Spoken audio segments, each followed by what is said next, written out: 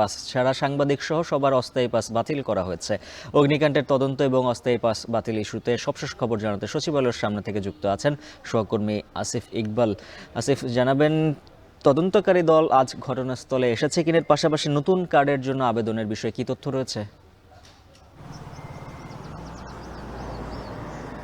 উজ্জ্বল, যেমনটি বলছিলেন আসলে যে এই অগ্নিকাণ্ডের ঘটনায় কিন্তু এই সচিবালয় কিন্তু আসলে প্রবেশ যে ব্যাপারটি আছে, সাংবাদিক এবং অন্যান্য যারা আছেন তাদের কিন্তু একটা কালকে একটি আদেশের মাধ্যমে কিন্তু স্থগিত করা হয়েছে এবং সেই আদেশে আমরা যেটা দেখতে পেয়েছি যে সচিবালয়ে যারা স্থায়ী কার্ড আছে তাদের বাদে কিন্তু যারা সাংবাদিক এবং অন্যান্য যারা সচিবালয়ে প্রবেশ করতে করার যে ব্যাপারটি আছে সেটি কিন্তু সেই কার্ডের মাধ্যমে স্থগিত করা হয়েছে। এবং আজকে প্রধান উপদেষ্টার প্রেস উইং থেকে কিন্তু একটি বিবৃতি দেওয়া হচ্ছে। সেই বিবৃতিতে কিন্তু যেটি বলা হয়েছে যে এই যাদের এই অগ্নিকাণ্ডের ঘটনা আসলে সাময়িক যেই কেপিআই নিরাপত্তার স্বার্থেই কিন্তু আসলে এই কার্ডগুলো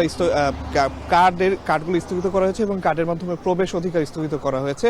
তারা বলেছে যে সামনে তারা কার্ডগুলোকে আবার রিভিউ করবে এবং নতুন কার্ড কিন্তু ইস্যু করা হবে।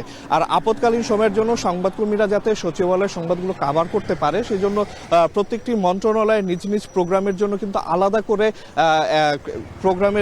প্রোগ্রাম অনুযায়ী কিন্তু প্রবেশ পাস কিন্তু ইস্যু করতে পারবে, এরকম কিন্তু এই আজকে প্রধান উপদেষ্টার প্রেস উইং থেকে যে বিবৃতি দেওয়া হয়েছে সেখানে বলা হয়েছে। আর আমরা সকাল থেকেই সচিবালয়ের সামনে আছি। এখানে আসলে যে নিরাপত্তার চাদরটি আছে সেইটা ভেদ করে আসলে বলা খুব কঠিন যে আসলে এখানে তদন্ত দলটি এসেছে কিনা। তবে আমরা গাড়ি এবং গাড়িতে যে স্টিকারগুলো সেগুলো দেখে বুঝতে পেরেছি আমরা যে বিশ্ববিদ্যালয়ের গাড়ির স্টিকার যুক্ত গাড়ি আমরা দেখেছি যে আইন শৃঙ্খলা রক্ষাকারী বাহিনীর গাড়ি ঢুকতে। তো আমরা একটা ধারণা করছি যে তদন্তকারী সংস্থা হয়তো ভিতরে আছেন এবং তারা তদন্ত করছে।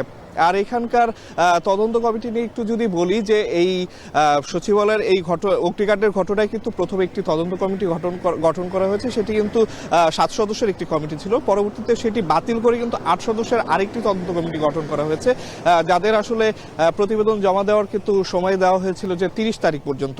এবং এই 30 তারিখের মধ্যে তারা একটি প্রাথমিক তদন্ত প্রতিবেদন দিবেন এবং তার 10 দিনের মধ্যে তারা কিন্তু একটি স্থায়ী চূড়ান্ত তদন্ত প্রতিবেদন দিবেন এবং সেই অনুযায়ী কিন্তু আসলে পরবর্তীতে সিদ্ধান্ত নেওয়া হবে বলে কিন্তু আমরা জানতে পেরেছি।